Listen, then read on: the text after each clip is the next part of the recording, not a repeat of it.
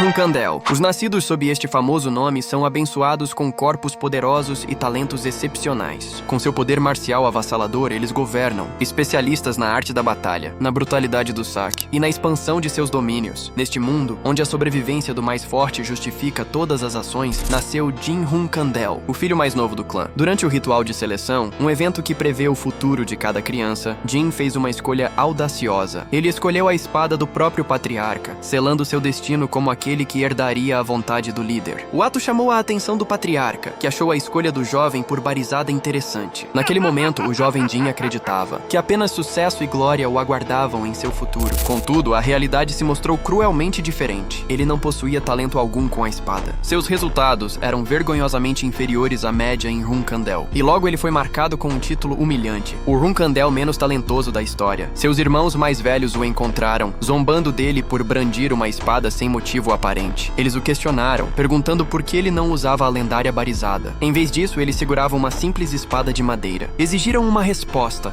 lembrando-o de que seus grandes irmãos estavam falando com ele. Diante do silêncio do garoto, a violência foi a resposta. E enquanto Jin jazia no chão, uma única palavra foi usada para defini-lo: inútil. Seus irmãos perguntavam por que ele continuava usando uma espada de madeira. Não existia motivo algum para isso. Eles zombavam dos papéis de teoria básica em sua mão. Questionavam se ele realmente achava que aquilo o levaria a algum lugar. Diziam que era por isso que não davam chances a quem não era capaz. Que era por isso que pessoas sem talento como ele pensavam ter alguma chance. Um dos irmãos se aproximou e o chamou de irmãozinho. Diziam que estavam fazendo aquilo porque se importavam com ele, e que mesmo assim ele ousava retrucar. Ameaçaram que sua babá não o havia educado direito, e que talvez ele precisasse de uma lição. Apesar do tormento de seus irmãos e de seu talento patético, Jin achava que nada daquilo importava. Ele acreditava que só precisava de trabalho duro, que com trabalho duro suficiente, ele receberia o reconhecimento de sua família, e se tornaria um membro orgulhoso dos Runkandels. Mas a única coisa que aconteceu foi sua expulsão do clã. Alguém lhe disse que, por seu trabalho duro ser louvável, eles não o matariam. Aos 23 anos, ele foi expulso e se tornou um andarilho sem destino. Foi quando ele conheceu sua mestre. E foi quando ele também descobriu que ele de fato tinha um talento proibido dentro de seu clã. Um talento para a magia. Conectar a mana da natureza com a mana do mago permitia recuperar poder e fortalecer a próxima magia a ser conjurada. De repente, tudo ficou escuro. Ele se perguntou onde estava. Não conseguia enxergar nada. Ele sentiu uma presença avassaladora e perguntou quem estava ali. Uma voz se apresentou como Soldere, o mestre das sombras. O deus das sombras fez uma proposta de contrato a Jin Runkandel. Se ele aceitasse, poderia não só usar poder espiritual, mas também anular maldições. Solderet então notou algo interessante. O contratante parecia ter recebido a ira de alguém quando era mais novo. Ele não podia mostrar seu talento por causa de uma maldição insignificante. Jin questionou a palavra maldição. Solderet confirmou. Uma maldição chamada Ilusão da Lâmina, que reprimia seu talento com a espada. Ele comentou como devia ter sido uma maldição dolorosa para um Runkandel. Solderet entendeu que foi por isso que ele foi atraído até Jin. Ele declarou que daquele momento em diante, nenhuma maldição o afligiria mais, e que o que restava a ele era se tornar o espadachim mágico do século. O deus das sombras disse a Jin Runkandel que o assistiria com prazer, depois de um tempo parado. O jovem respirou fundo e pegou sua espada instantaneamente. Ele foi testar se o que a sombra disse era verdade. Foi exatamente como Soldere falou. Quando ele pegou a espada, conseguiu ver um novo nível. Não era como se a lâmina não pesasse nada. Parecia que ele estava apenas balançando o próprio braço. Ele imaginou o que aconteceria se adicionasse magia ali. O garoto menos talentoso da história dos Runkandel não existia mais. Seu trabalho duro estava finalmente dando frutos. Um barulho de soldados foi escutado ao longe. A cena voltou para Jin, que estava totalmente ferido. Enquanto os soldados falavam que ouviram um grito, ele sentiu seu corpo pesado por algum motivo, quase perdendo a consciência. Ele chamou por sua mestre e por Soldere. Ele pensou consigo mesmo se iria morrer dormindo. Ele não foi destinado a nada? Não teve a chance de usar sua magia ou o poder de Soldere. Então, por que lhe deram uma chance? Após perder a consciência, ele acordou e viu pessoas de seu clã ao redor. Ele tinha certeza de que havia morrido. Viu sua babá Dilly falando com ele e reconheceu uma certa espada. Aquela espada era a barizada. Então ele notou que estava de volta ao ritual de seleção. Ele havia voltado ao passado, para quando era apenas um bebê de 1 ano. Em sua vida passada, ele pegou aquela espada por coincidência. A multidão exclamou que o filho mais novo pegou a espada do patriarca. Mas nesta vida, ele escolheria a si mesmo. A multidão se perguntava como aquilo era possível. A lâmina do patriarca. Alguém anunciou que o mais novo havia escolhido a barizada e que o ritual de seleção acabava ali. O bebê Jin encostou na imensa espada. Uma ordem foi dada para levar o mais novo para o Castelo da Tempestade. 6 anos se passaram no Castelo da Tempestade. O jovem Jin pensava que não conseguia alcançar algo. Já fazia 6 anos desde que ele chegou ao castelo. Seguindo as regras regras da casa, ele precisava ficar ali até os 10 anos. Ainda faltavam 3 anos. Ele sentia um tédio profundo. De repente, ele se perguntou o que era aquilo. Uma empregada assustada gritou que havia um pássaro morto em seu quarto. Jim pensou que o único que faria algo assim dentro do castelo da tempestade seria... Ele ouviu risadas enquanto a empregada se virava. Um de seus irmãos mais velhos apareceu, achando a situação lamentável. Ele disse que a garota serva encontrou o pássaro primeiro. Que desperdício. Foi revelado o primeiro irmão, Daytona Runkandel, de 9 anos, o 11º dos 13. O outro irmão concordou, dizendo que eles pegaram o pássaro para mostrar a ele. Era Haitona Runkandel, também de 9 anos, o 12º dos 13. Eles perguntaram o que ele achou do presente, se ele estava tão comovido que iria chorar. Jim pensou naqueles seus irmãos. Ele sabia que eles ganhariam má fama como assassinos depois de se tornarem porta-bandeiras. Garotos que sequer tinham 9 anos. Mataram um pássaro inocente só para mexer com ele. Os irmãos pediram para ele não chorar, dizendo que ficava feio. Eles gritaram, perguntando se ele não conseguia ouvi-los. Perguntaram se ele achava que não precisava prestar atenção neles só porque escolheu o destino do patriarca. E por que uma pessoa assim andaria desarmada, sem a barizada? Jim respirou fundo. O irmão perguntou se ele havia dito algo. Ele agarrou Jim pelo ombro, preparando um soco, e disse que não conseguia ouvi-lo falando tão baixo. Porém, Jim segurou o soco com apenas uma mão. O irmão ficou com uma expressão assustada. Enquanto uma aura emanava de Jim, ele disse que eles estavam sendo barulhentos demais. Então que calassem a boca, depois de mandar seus irmãos calarem a boca. O Prota lhe dá um gancho, e antes mesmo que seu irmão vá reclamar, o Prota já está preparando um direto, onde acerta o 12º em cheio. Ele fala que se segurou até agora. O Prota diz que não vai mais se conter, e que de agora em diante. Seria bom se eles não aparecessem mais em sua frente. Um cavaleiro chega perguntando o que aconteceu, e nota uma aura na mão do Prota, e antes de questionar o que aconteceu, o Prota já fala para o cavaleiro Khan, que esses dois lutaram e então ambos desabaram. Khan pensa como esperado até o mais novo Runkandel é brutal. O cavaleiro diz que vai levá-los ao médico, mas o Prota diz que seus irmãos precisam ir para outro lugar, então o siga. Na floresta, o Prota procura algo, e colocando seus irmãos em uma árvore, o cavaleiro pergunta se ele pretende deixar seus irmãos aqui, porque a tempestade vai ficar cada vez mais forte. O Prota diz que seus irmãos precisam entender a gravidade do que fizeram, e apenas concordando, o cavaleiro Khan diz que vai aceitar a decisão do Prota. Enquanto vai embora, ele pensa, essa energia definitivamente não era aura. Talvez seja mana? Se esse é o caso, esse evento não foi uma simples briga entre irmãos. Preciso relatar para o patriarca. Khan chama um mordomo, pedindo que traga um cavalo imediatamente. Enquanto o observa, o Prota pensa, era o que eu imaginava, ele vai relatar para meu pai. Khan é o cavaleiro guardião, mas também é o nosso vigia. Isso deve parecer magia aos olhos de Khan, então não tem como ele ficar quieto. Poder espiritual é a prova do contrato entre eu e Solderet. Graças a esse poder, descobri que o contrato é válido nessa vida também. Além disso, com a imunidade à maldição concedida por Solderet ao contratante, pude escapar da maldição e ilusão da lâmina nessa vida. Agora o tolo de Runkandel não existe mais. Dessa vez minha vida vai ser diferente, mas a única coisa que falta é encontrar meu pai, após Khan relatar ao patriarca o ocorrido. O patriarca fala então, o mais novo fez isso sozinho? Então Khan reúna os cavaleiros. Vou me encontrar com o mais novo. Um dos cavaleiros fala, patriarca, nós reunimos os 7 cavaleiros de Runkandel e os 200 cavaleiros sob eles. E após mostrar os 7 cavaleiros de Runkandel, o patriarca pronuncia, estamos indo ao castelo da tempestade. Ouvimos alguém gritando o que há com a repentina ordem de reunião. Então vemos uma mulher, Mary Runkandel, a 7ª sucessora de Runkandel, perguntando para seu irmão Dipus se ele sabe de algo. Dipus diz não saber de algo, apesar dos gêmeos Tona chegarem ao castelo da tempestade ano que vem. Não deve ser esse o motivo. Talvez seja por causa do mais novo. E vemos que ele é Dipus Runkandel, o 4º sucessor de Runkandel. Mary fala é verdade, ele escolheu a espada do patriarca no ritual de seleção. Mas mesmo que ele tenha escolhido isso é necessário? Nunca sabemos o que nosso pai está pensando. Então sua irmã mais velha pede para eles ficarem em silêncio e vemos que ela é Luna Runkandel, a primeira sucessora de Runkandel. Mary em pensamento fala para o pai ir vê-lo pessoalmente. Nosso irmão é tão útil assim? Cortando para o Prota, vemos sua empregada falando que não acredita que o patriarca está vindo pessoalmente. O Prota pensa que Khan deve ter relatado o incidente ao pai. Como Khan é inflexível, ele não relatou que usei diretamente magia, e sim o que observou. O filho mais novo que usa um poder desconhecido que não é mana nem aura, o pai está vindo ver pessoalmente esse poder. O poder que vai determinar se vou conseguir ajudar o futuro e a prosperidade do clã. Finalmente o patriarca chega ao clã, e de imediato ele pede para chamar os irmãos Tona, e sem enrolar ele apenas pergunta, ouvi dizer que vocês brigaram com o Jin, quais são seus erros nisso? Os irmãos tentam argumentar que foi o Jin que começou, com uma habilidade desconhecida que não era aura, mas provavelmente magia ou algo do tipo. Magia é o tabu de nosso clã, certo? E se ele usou magia, devemos interrogá-lo imediatamente. O patriarca manda eles ficarem calados e escutar e gravar isso dentro de seus corações. Meus filhos, vocês nunca vão sobreviver em Runkandel assim, e que tragam o Prota até ele.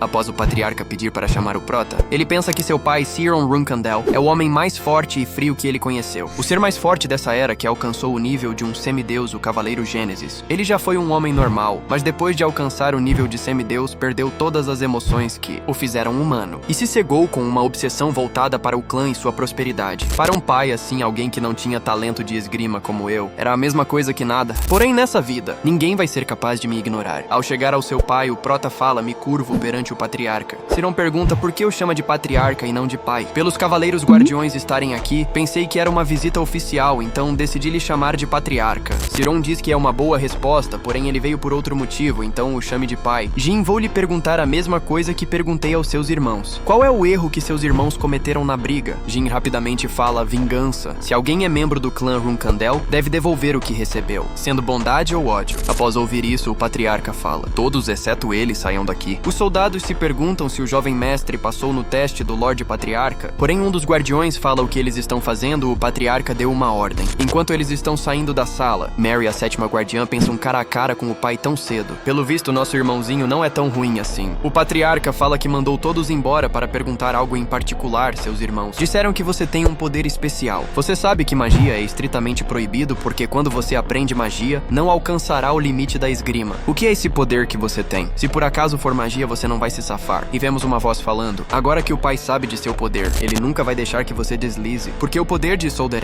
ao voltar para o prota, ele fala também, não sei que poder é esse. Esse poder não é aura nem magia. Então me pergunto como chamar isso. Se não se importar, poderia dar um nome? E olhando seriamente o patriarca, pensa esse poder. É o poder que o primeiro patriarca empunhou.